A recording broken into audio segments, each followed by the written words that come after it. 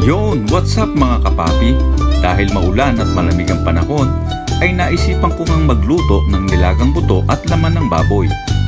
Dilagyan natin ito ng buto ng baboy para mas malasa ang sabaw. Masarap kasi ang mag-ulam na may sabaw dahil nga sa maulang panahon.